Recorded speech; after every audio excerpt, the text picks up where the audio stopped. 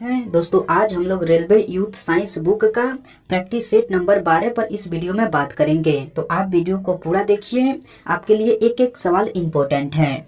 दोस्तों, आपके एग्जाम में इस वीडियो से सेम टू सेम सवाल देखने को मिलेगा, तो आप एक एक सवाल का इम्पोर्टेंट समझिए और अच्छे से तैयारी कीजिए। ओके दोस्तों, चलिए हम लोग डायरेक्ट क्वेश्चन देख लेते हैं। नेक्स्ट क्वेश्चन 1 नंबर कह रहा है कि किसी दोलक द्वारा एक आयाम पूरा करने में लिया गया समय क्या कहलाता है। 4 ऑप्शन दिया गया है, इनमें से आपको चुनकर बताना है कि किसी दोलक द्वारा एक आयाम पूरा करने में लिया गया समय क्या कहलाता है। तो आपको आवर्तकाल कहलाता है। क्या कहलाता है दोस्तों? तो आवर्तकाल। ऑप्शन बी जो है बिल्कुल सही उत्तर हो जाएगा। ओके, चलिए नेक्स्ट क्वेश्चन देख लेते हैं। नेक्स्ट क्वेश्चन आपको 2 नंबर कह रहा है कि झूले पर बैठे लड़के की गति डैश होती है। 4 ऑप्शन दिया गया है, इनमें से आपको चुनकर बताना है कि झूले पर बैठे लड़के की गति डैश होती है। तो आपको आवर्ती गति होती है। कैसी होती है? तो आपको आवर्ती गति। ऑप्शन डी जो है बिल्कुल सही उत्तर हो जाएगा। ओके, चलिए नेक्स्ट क्वेश्चन देख लेते हैं। नेक्स्ट क्वेश्चन आपको 3 नंबर कह रहा है कि सर्वात्रिक गुरुत्वाकर्षण नियतांक जी का एसआई मात्रक क्या है। तो आपको न्यूटन मीटर स्क्वायर पर केजी स्क्वायर है। क्या है दोस्तों? तो न्यूटन मीटर स्क्वायर पर केजी स्क्वायर है। ऑप्शन बी जो है बिल्कुल सही उत्तर हो जाएगा। ओके, चलिए नेक्स्ट क्वेश्चन देख लेते हैं। दोस्तों, मैं उम्मीद करता हूं कि क्वेश्चन आपको अच्छे से समझ में आ रहा है। दोस्तों, अगर आपको वीडियो पसंद आती है तो इस वीडियो को लाइक कर दीजिए और कमेंट करके बताइए कि वीडियो आपको कैसे लगी। दोस्तों, अभी तक आप इस चैनल को सब्सक्राइब नहीं किए हैं तो प्लीज इस चैनल को सब्सक्राइब कर लीजिए और बेल आइकन को भी प्रेस कर दीजिए। ओके, चलिए नेक्स्ट क्वेश्चन देख लेते हैं। नेक्स्ट क्वेश्चन 4 नंबर कह रहा है कि ग्रहों की गति के नियम की खोज किसने की थी। 4 ऑप्शन दिया गया है, इनमें से आपको चुनकर बताना है कि ग्रहों की गति के नियम की खोज किसने की थी। तो आपको केपलर ने की थी। किसने की थी दोस्तों? तो केपलर ने। ऑप्शन डी जो है बिल्कुल सही उत्तर हो जाएगा। ओके, चलिए नेक्स्ट क्वेश्चन देख लेते हैं। नेक्स्ट क्वेश्चन आपको 5 नंबर कह रहा है कि गुरुत्वाकर्षण का नियम किसके द्वारा प्रतिपादित किया गया था। गुरुत्वाकर्षण का नियम किसके द्वारा प्रतिपादित किया गया था? तो आपको आइजैक न्यूटन द्वारा प्रतिपादित किया गया था। किसके द्वारा प्रतिपादित किया गया था? तो आपको आइजैक न्यूटन के द्वारा। ऑप्शन बी जो है बिल्कुल सही उत्तर हो जाएगा। ओके, चलिए नेक्स्ट क्वेश्चन देख लेते हैं। नेक्स्ट क्वेश्चन आपको 6 नंबर कह रहा है कि निम्न में से डैश एक कमजोर बल है। 4 ऑप्शन दिया गया है, इनमें से आपको चुनकर बताना है कि कौन एक कमजोर बल है। तो गुरुत्वाकर्षण बल जो है एक कमजोर बल है। कौन है दोस्तों? तो गुरुत्वाकर्षण बल जो है एक कमजोर बल है। तो ऑप्शन बी जो है बिल्कुल सही उत्तर हो जाएगा। ओके दोस्तों, चलिए नेक्स्ट क्वेश्चन देख लेते हैं। नेक्स्ट क्वेश्चन 7 नंबर कह रहा है कि गुरुत्वाकर्षण नियतांक बड़ी जी का मान क्या होता है। 4 ऑप्शन दिया गया है, इनमें से आपको चुनकर बताना है कि गुरुत्वाकर्षण नियतांक बड़ी जी का मान क्या होता है। तो 6.6734 गुने 10 का पावर -11 न्यूटन मीटर स्क्वायर पर केजी स्क्वायर होता है। क्या होता है दोस्तों?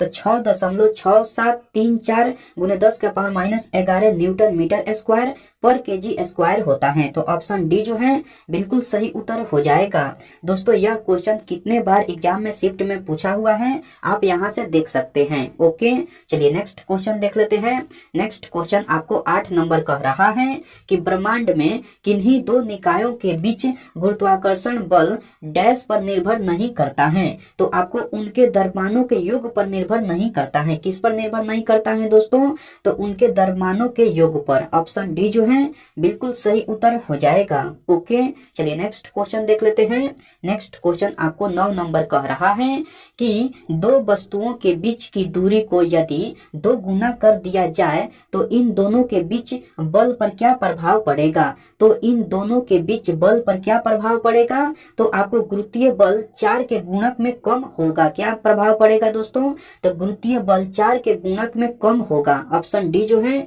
बिल्कुल सही उत्तर हो जाएगा। ओके, चलिए नेक्स्ट क्वेश्चन देख लेते हैं। नेक्स्ट क्वेश्चन आपको 10 नंबर कह रहा है कि ब्रह्मांड में प्रत्येक वस्तु एक अन्य वस्तु को एक बल के साथ आकर्षित करती है जो डैश के वर्ग के विपरीत अनुपातिक है, जो आपको उनके मध्य दूरी के वर्ग के विपरीत अनुपातिक है। जो किसके वर्ग के विपरीत अनुपातिक है दोस्तों? तो उनके मध्य दूरी के वर्ग के विपरीत अनुपातिक है। ऑप्शन सी जो है बिल्कुल सही उत्तर हो जाएगा। ओके, चलिए नेक्स्ट क्वेश्चन देख लेते हैं। नेक्स्ट क्वेश्चन 11 नंबर कह रहा है कि दो वस्तुओं में से एक का द्रव्यमान 2 गुना हो जाने पर दोनों वस्तुओं के बीच लगने वाले गुरुत्वाकर्षण बल में क्या परिवर्तन होता है? तो आपको गुरुत्वाकर्षण बल 2 गुना हो जाता है। क्या परिवर्तन होता है? तो आपको गुरुत्वाकर्षण बल 2 गुना हो जाता है। ऑप्शन ए जो है बिल्कुल सही उत्तर हो जाएगा। ओके, चलिए नेक्स्ट क्वेश्चन देख लेते हैं। नेक्स्ट क्वेश्चन 12 नंबर कह रहा है कि ब्रह्मांड की प्रत्येक वस्तु दूसरी वस्तु को एक बल द्वारा आकर्षित करती है जो डैश के समानुपाती होती है, जो आपको उनके द्रव्यमानों के गुणक के समानुपाती होती है। जो किसके समानुपाती होती है? तो उनके द्रव्यमानों के गुणक के। ऑप्शन सी जो है बिल्कुल सही उत्तर हो जाएगा। ओके दोस्तों, चलिए नेक्स्ट क्वेश्चन देख लेते हैं। नेक्स्ट क्वेश्चन आपको 13 नंबर कह रहा है कि यदि दो वस्तुओं के द्रव्यमान को 3 गुना कर दिया जाए तो दोनों वस्तुओं के बीच बल होगा। यदि दो वस्तुओं के द्रव्यमान को 3 गुना कर दिया जाए तो दोनों वस्तुओं के बीच बल होगा 9 गुना। कितना बल होगा दोस्तों? तो 9 गुना होगा। ऑप्शन सी जो है बिल्कुल सही उत्तर हो जाएगा। ओके, चलिए नेक्स्ट क्वेश्चन देख लेते हैं।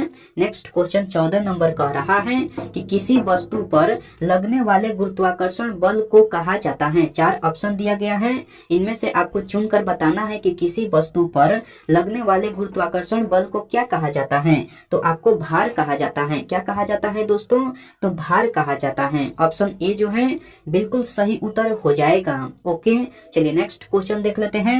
नेक्स्ट क्वेश्चन आपको 15 नंबर कह रहा है कि गुरुत्वाकर्षण द्वारा किया गया कार्य किस पर निर्भर करता है। 4 ऑप्शन दिया गया है, इनमें से आपको चुनकर बताना है कि गुरुत्वाकर्षण द्वारा किया गया कार्य किस पर निर्भर करता है। तो आपको वस्तु की आरंभिक और अंतिम अवस्थाओं की ऊर्ध्वाधर ऊंचाइयों के अंतर पर निर्भर करता है। किस पर निर्भर करता है दोस्तों? तो वस्तु की आरंभिक और अंतिम अवस्थाओं की ऊर्ध्वाधर ऊंचाइयों के अंतर पर निर्भर करता है। ऑप्शन ए जो है बिल्कुल सही उत्तर हो जाएगा। ओके, चलिए नेक्स्ट क्वेश्चन देख लेते हैं। नेक्स्ट क्वेश्चन आपको 16 नंबर कह रहा है कि सर्वात्रिक गुरुत्वाकर्षण नियतांक बड़ी जी की खोज डैश ने की थी। तो सर्वात्रिक गुरुत्वाकर्षण नियतांक बड़ी जी की खोज जो है आपको हेनरी कैवेंडिश ने की थी। किसने की थी दोस्तों? तो हेनरी कैवेंडिश ने। ऑप्शन सी जो है बिल्कुल सही उत्तर हो जाएगा। ओके, चलिए नेक्स्ट क्वेश्चन देख लेते हैं। नेक्स्ट क्वेश्चन आपको 17 नंबर कह रहा है कि गुरुत्वाकर्षण का सार्वभौमिक नियम डैश पर लागू होता है। गुरुत्वाकर्षण का सार्वभौमिक नियम जो है आपको वस्तुओं के किसी भी युग्म पर लागू होता है। किस पर लागू होता है? तो वस्तुओं के किसी भी युग्म पर। ऑप्शन डी जो है बिल्कुल सही उत्तर हो जाएगा। ओके, चलिए नेक्स्ट क्वेश्चन देख लेते हैं। नेक्स्ट क्वेश्चन आपको 18 नंबर कह रहा है कि यदि दो कणों के बीच की दूरी बढ़ जाती है तो उनके बीच गुरुत्वाकर्षण बल पर क्या प्रभाव होता है। तो उनके बीच गुरुत्वाकर्षण बल जो है आपको कम हो जाता है। तो ऑप्शन बी जो है बिल्कुल सही उत्तर हो जाएगा। दोस्तों मैं यह क्वेश्चन फिर से रिपीट कर दे रहा हूँ। क्वेश्चन कह रहा है कि यदि दो कणों के बीच की दूरी बढ़ जाती है तो उनके बीच गुरुत्वाकर्षण बल पर क्या प्रभाव होता है। तो आपको कम हो जाता है। तो उनके बीच गुरुत्वाकर्षण बल जो है आपको कम हो जाता है। ऑप्शन बी जो है बिल्कुल सही उत्तर हो जाएगा।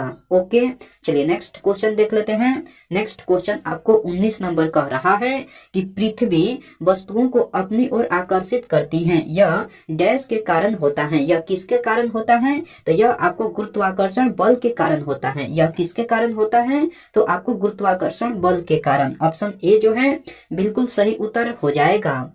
ओके, चलिए नेक्स्ट क्वेश्चन देख लेते हैं।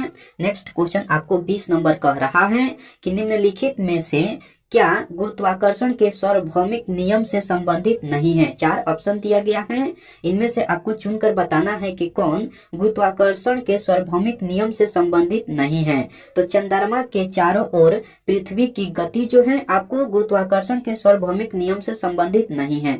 कौन नहीं है दोस्तों? तो चंद्रमा के चारों ओर पृथ्वी की गति, ऑप्शन डी जो है बिल्कुल सही उत्तर हो जाएगा। ओके, चलिए नेक्स्ट क्वेश्चन देख लेते हैं। नेक्स्ट क्वेश्चन आपको 21 नंबर कह रहा है कि यदि दो वस्तुओं के बीच की दूरी सामान्य दूरी से 6 गुना अधिक हो जाए तो f हो जाता है। तो f जो है आपको 1/36 गुना हो जाता है। तो f क्या हो जाता है? तो f जो है 1/36 गुना हो जाता है। तो ऑप्शन सी जो है बिल्कुल सही उत्तर हो जाएगा।